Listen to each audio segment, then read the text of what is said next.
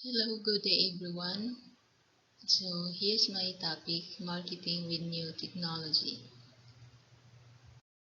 So under my topic, marketing with new technology, it includes the video marketing, image sharing, QR codes, geolocational apps, Web 2.0 catalogs and live chat, podcasts, wikis, slide sharing, viral marketing, technology, and agers.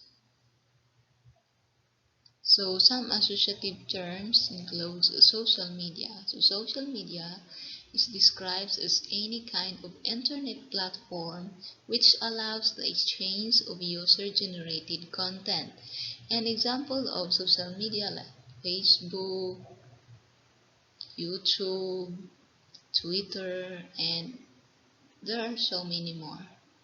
A social network is defined also as simply the use of social media to bring users together online socially. The web or the World Wide Web also is associated with the new technology and also the internet, which is the World Wide Web is refers to a specific websites or the websites, and the internet is covers anything which can be found online. So anything that we can find on the web or online is internet or net. So first we'll be tackling video marketing. So what is video marketing? So video marketing is using videos to promote and market product or services and increase engagement on digital and social channels, and also educate consumers and customers and reach audience with a new medium. So there are so many ways that the video marketing is very effective in marketing library services.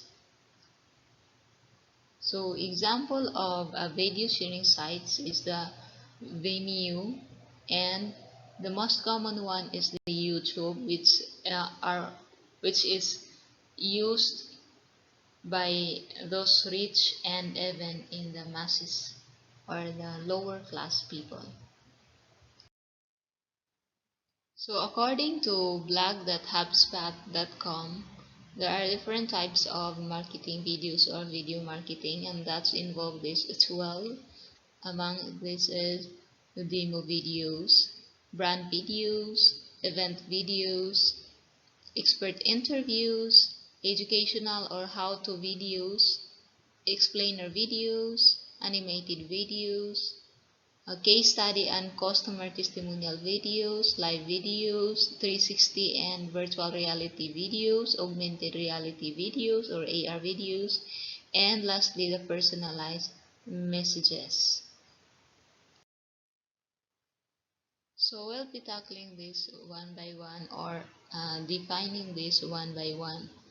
So a demo videos is uh, a video showcase how your product works, and whether that's taking viewers on a tour of, for example, a software and how it can be used, or unboxing and putting a physical product to test. So basically demo is showcasing how the products work. So I think it's demo videos is not that useful in a library setting, because we don't uh,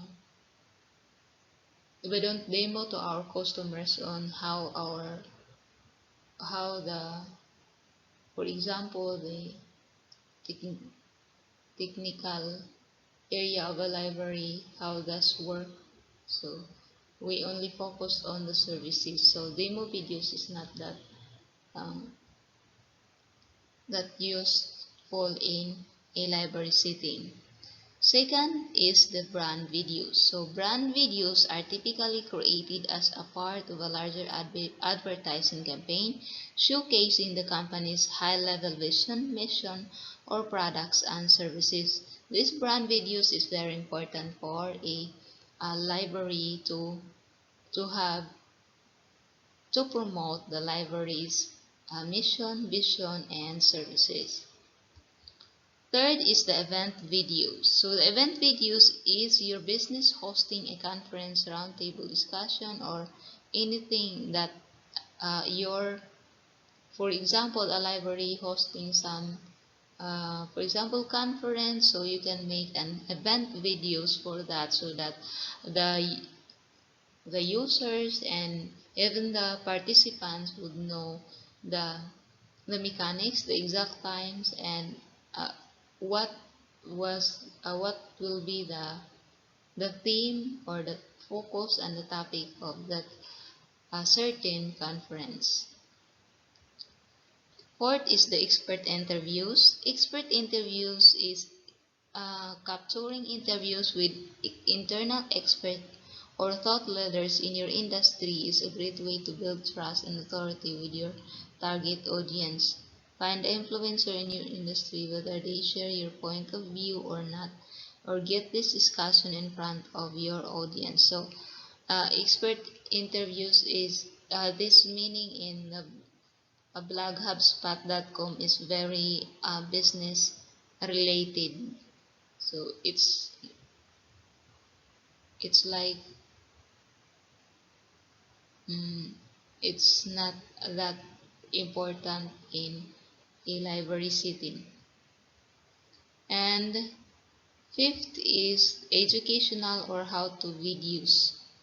So instructional videos can be used to teach your audience something new or build the foundational knowledge they'll need to better understand your business and solutions, or in the library setting, your services. So the functions of a library also. So this educational is very important. It's somewhat like an instructional videos or library instruction. It's like that, the instructional or educational or how-to videos. Then sixth is the explainer videos. This type of video is used to help your audience better understand why they need your product or services. So this is very business related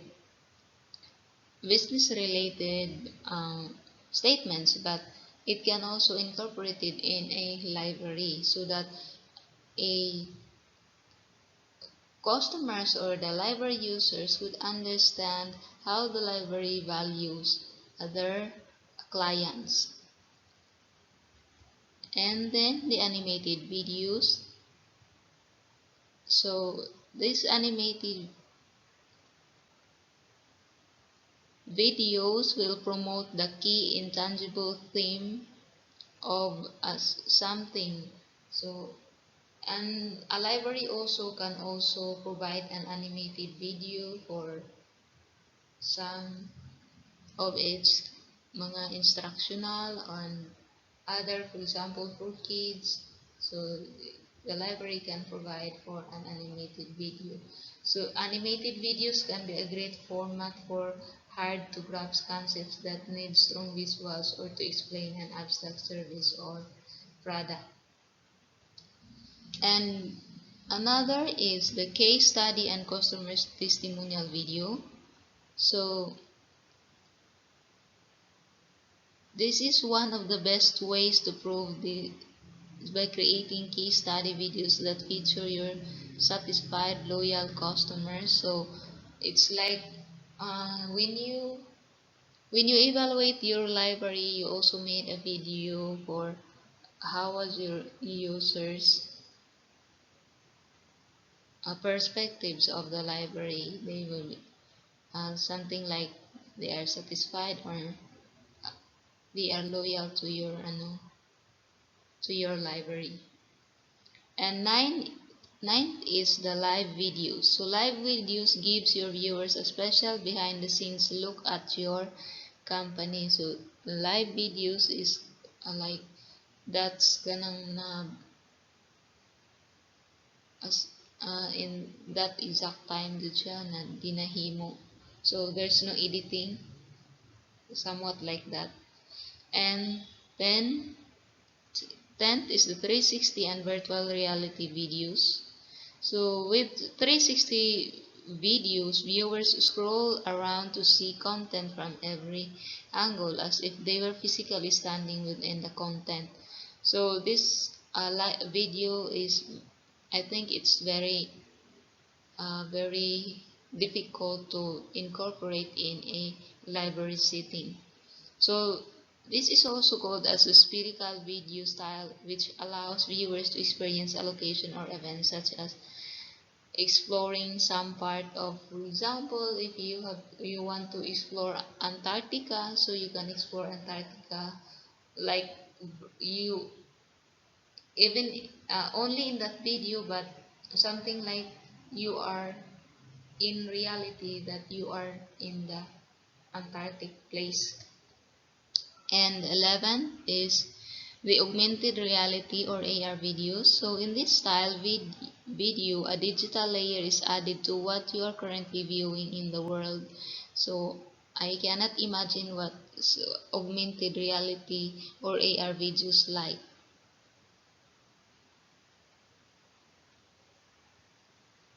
And then the 12th one is the personalized messages. So personalized messages, this video can be a creative way to continue a conversation or respond to someone via email or text. So these videos create a delightful, unique moment for your prospects and can drive them farther down the purchase journey.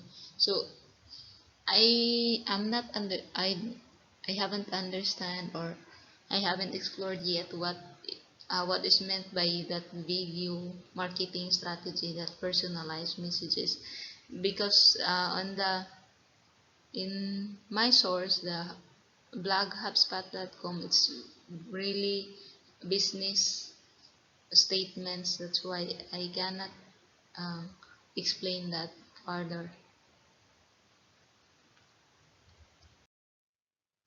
So in video marketing, there are some tips that is according to Ned Potter in her book Library Marketing Toolkit. So you can use a high definition cameras and provides perfectly acceptable sound and picture quality. So to make a very good video, so it is advisable to use the high definition cameras, and also provides acceptable sound and pictures. So dili ta kapatakaubutang og sounds and pictures dili related kun unsa ang atoang video. And second is produce excellent films using software that comes free on your computer. So there are some free software in the computers that we can use in making videos in a library videos, and like Windows Movie Maker on PC and Apple iMovie on Mac are certainly adequate for most library videos. So that's these types of software is uh, free in a hardware, so it is free to use to make a library videos.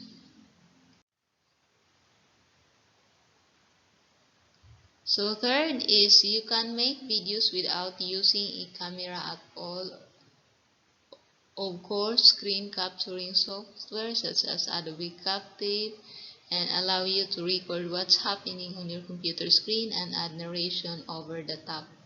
So this is also another technique in making a, or tips in making a library video. So you don't have to use those cameras like high definition cameras, so you can only use that Adobe Captive or open source equivalents, which allows you to record what's happening on your computer screen, and you can integrate a narration over the top.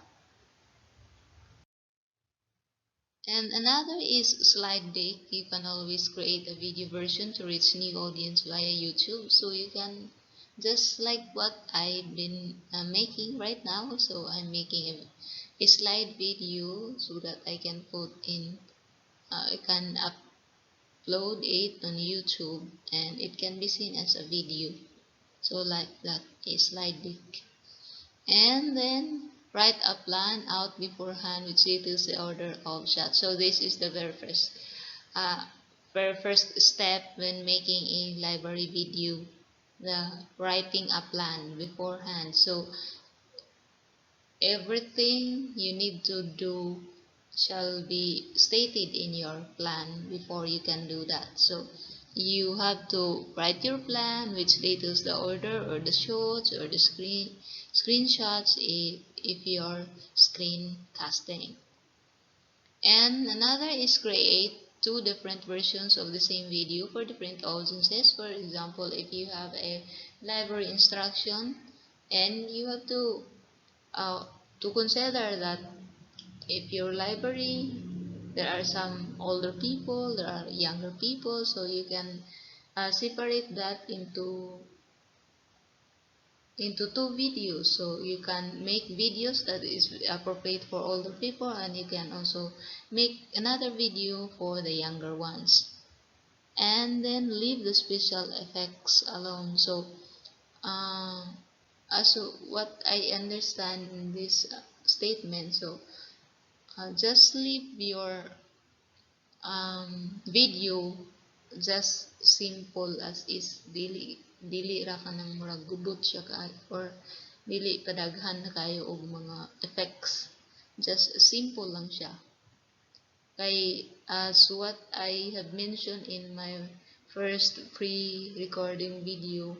So users, especially nowadays, they wanted to be like that, na simple ra siya in a website form. So in a video would, I think they need also a simple but understandable and especially informational.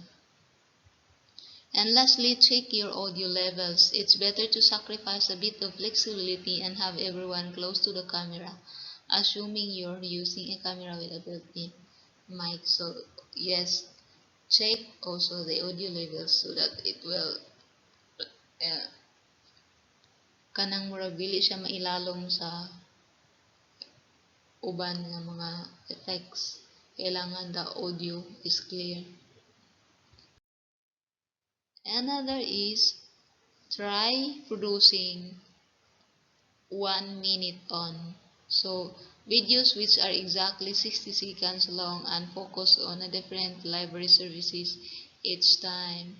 1 minute on finding resources for each subject at the university, and 1 minute for a new kids activities, 1 minute for public or but something like workshop, like a pitch, a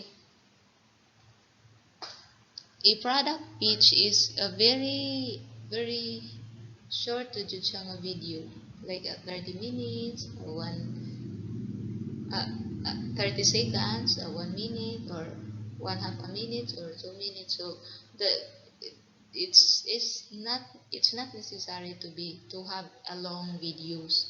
So only that na kanang ma-provide nimo ang pinaka seed sa imong mga, or what you are what uh, what you need to explain, or what is your idea or your concept is understandable to the audience.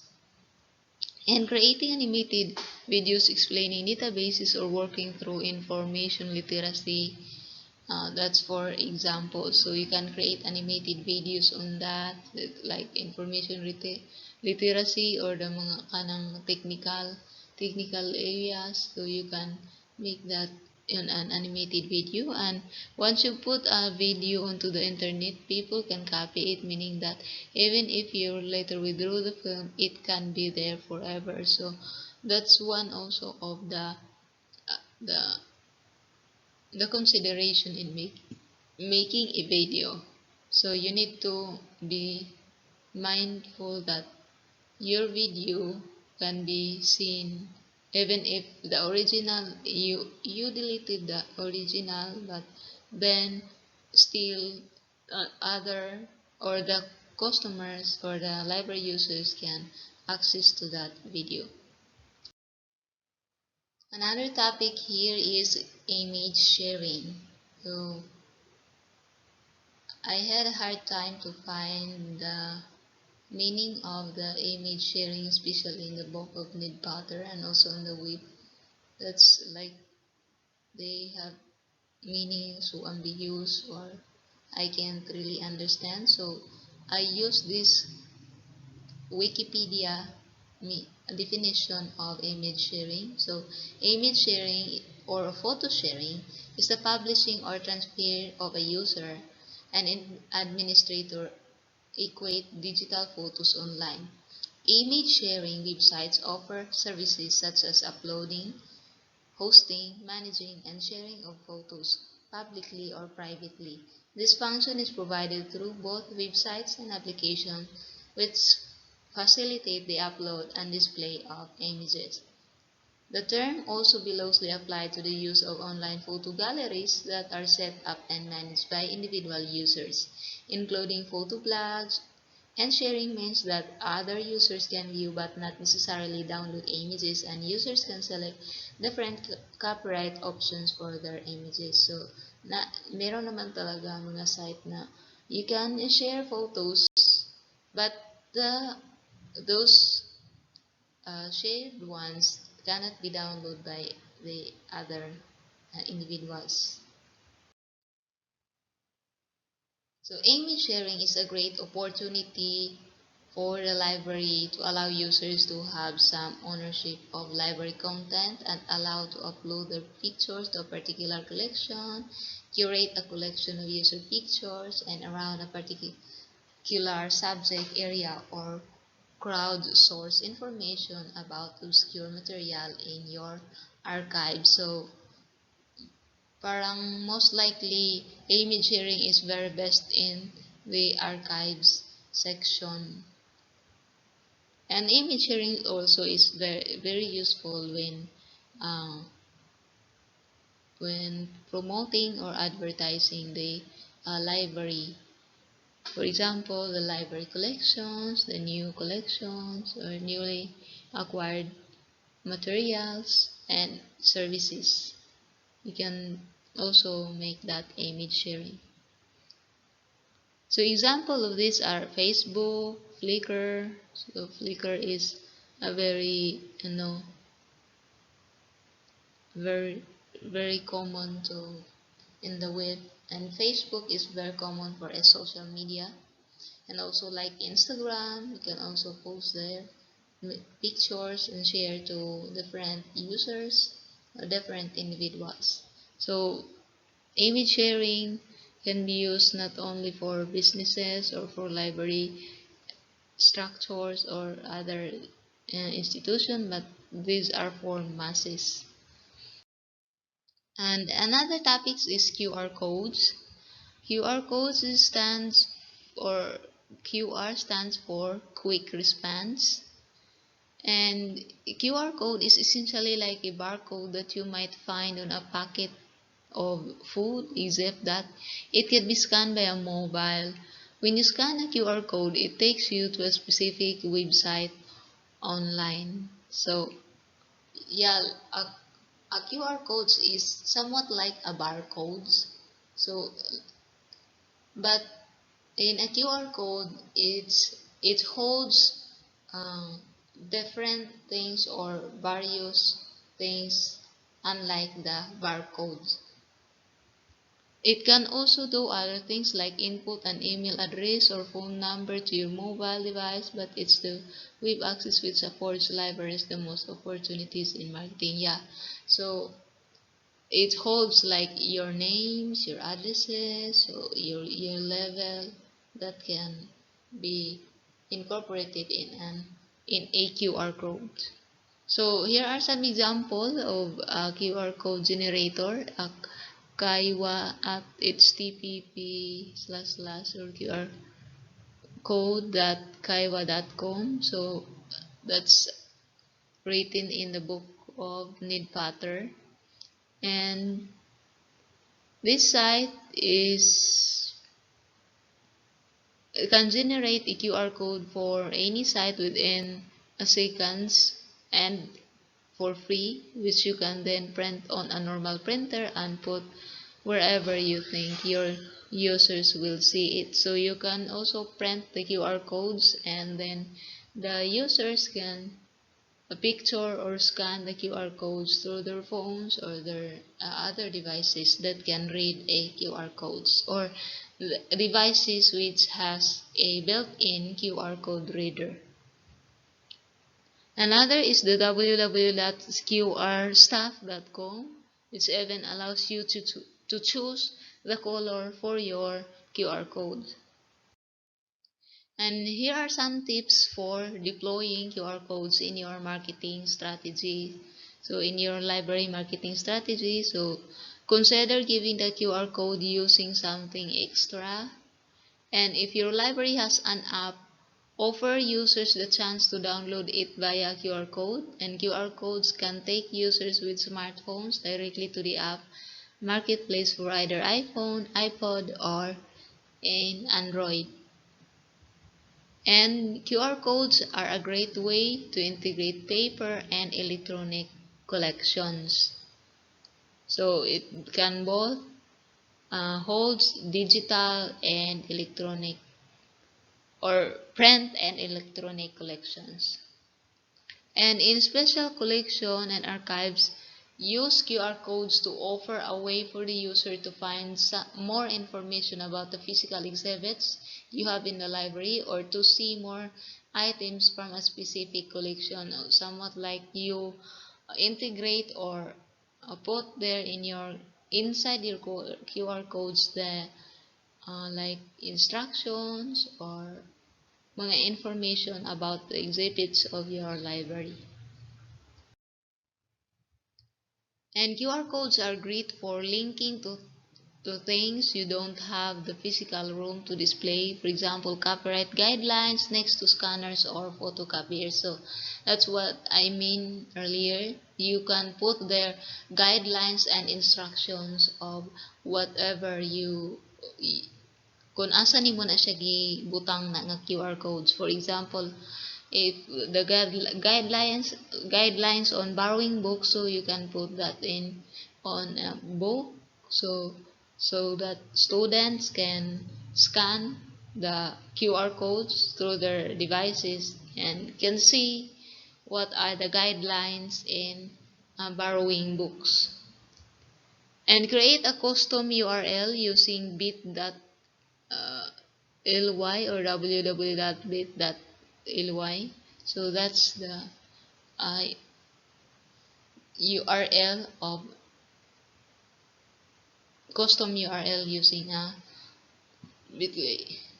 And be aware that there is the potential for fraud with QR codes. So there are some like mga fake QR codes, or there are fraud in QR codes. And choose one of the more advanced application for QR codes. So this includes the ability to open Google Maps to an exact location, fantastic replies promoting a library event, another venue. So if you use a more advanced applications on QR codes, so you can inculcate Google Maps, so those people who doesn't know your physical library can see through the maps and can locate where the possible location of your library. And the ability to log users onto your library Wi-Fi network and complete with password if necessary. Another topics or involved topics here is the geolocational apps. So geolocation is refers to a geographical location of a mobile device. So that's geographical locations that can be seen in your device or in your mobile device. That's called a geolocation. And geolocational apps and devices make use of the fact they're location aware. And this Foursquare is an example of a geolocational apps which allows unlockable achievements, badges, and specials. This is fairly high-level stuff, and it is complicated to provide incentives which users can then claim in the free library environment. I'm not that familiar with that geolocational apps, but that's example of a geolocational apps. And guide to getting your library onto Foursquare. So if you want to use a Foursquare, so these are some guides that claim your library. Uh,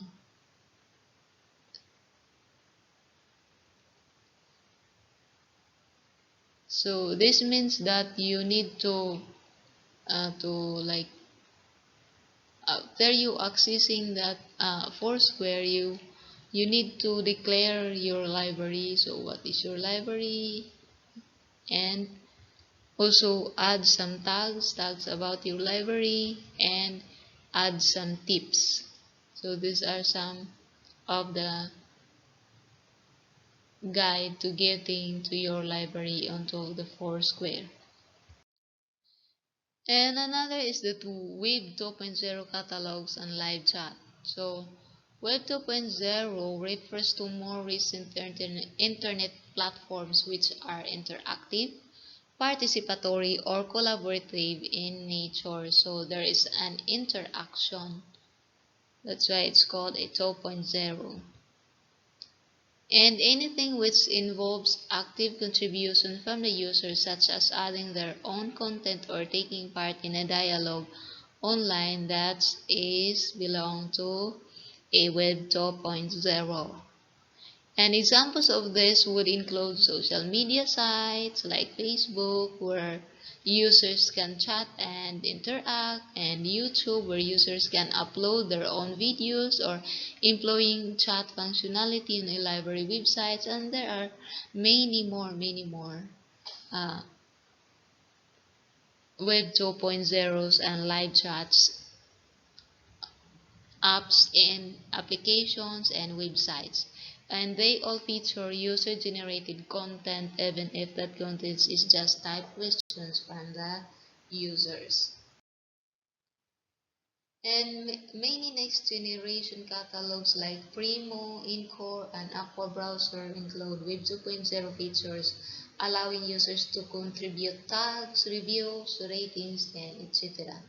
I'm not familiar with this kind of stuff like Primo, Encore, and Aqua Browser, but they are belong to a Web 2.0 and also a catalogs. Another is a podcast. So podcasts are a downloadable audio recordings, usually in MP3 format, and essentially like radio broadcasts, but without the need for them to have ever actually been broadcast anywhere. So parang mahimo na siya bisan sa ordinary na settings. And then the name derives from the medium on which they are most often played in iPad. That's why it's called podcast, because they are mostly played on iPad. And they are useful marketing tools for libraries in certain circumstances, particularly because the user can subscribe to the podcast and thus sign up to receive regular recordings from the library. So that's the very best way in marketing a library, a podcast, because it's a like like a subscription. So a students or a users can subscribe, and then uh, after they subscribe, then they can now have a notification if ever a library posted another uh, podcast. And then wikis. So wikis are websites are created using collaborative software that allows anyone to edit them. The most famous example being is Wikipedia. So although Wikipedia not that credible, but it is also like somewhat a source sa Japon siya of knowledge, even though dili siya ingon ka scholarly sa mga reviewed jud nga mga materials, but they are just a source of knowledge and also can be a useful tool in marketing, like a library. And wikis are great for their original purpose, which allowing to contribute collaboratively to a site full of information. So that's the very niya that's allow people to contribute collaboratively. And another is slide sharing.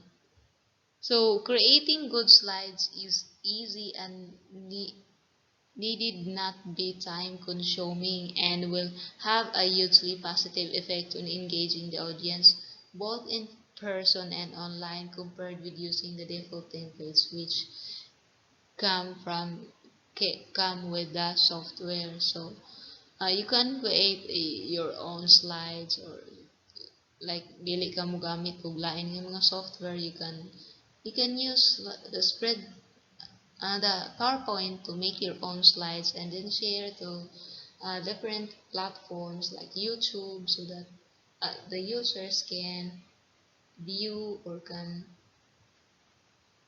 watch your videos if that was made a video.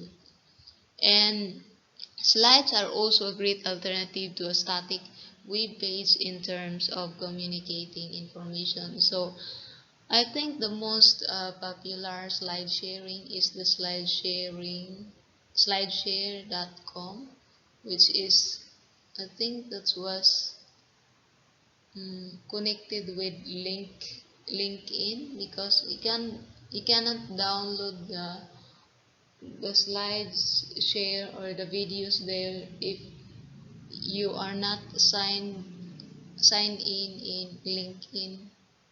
So I think that's that was the ano dyan. It's like basta slide sharing. Slideshare.com is one of a slide sharing platform. Slides are also a great alternative to a static web page in terms of communicating information. It's also to embed a presentation on your library's website, and if done well, users will prefer to click through this than read through long chunks of text. So other websites used these are not necessarily give video siyang slide share, but a PDF, a version of a slide share that is posted in their website, which a user can find information or anything that the user can be use user can use that uh, slides, or the content of the slides is useful for the users. And then viral marketing. Viral marketing is essentially electronic word of mouth promotion on a grand scale.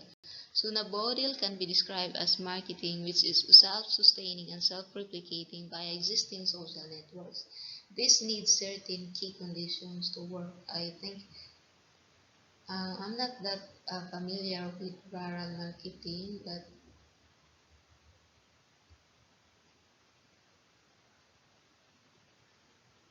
so it's like a viral marketing is most likely successful when the content going viral is.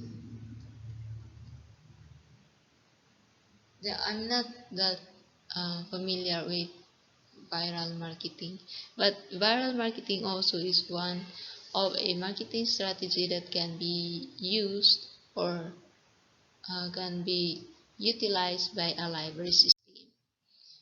And then lastly is the technology and the teenagers. So technology and teenagers is a very hard to go through. So in a teenage demographic, this is a very tricky group to get in through the library doors. So it's very like tricky jud siya on how to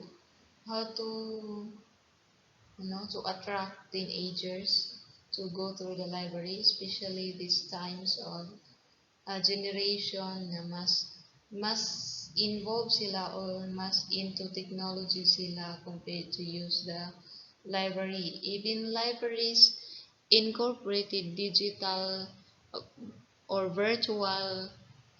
uh,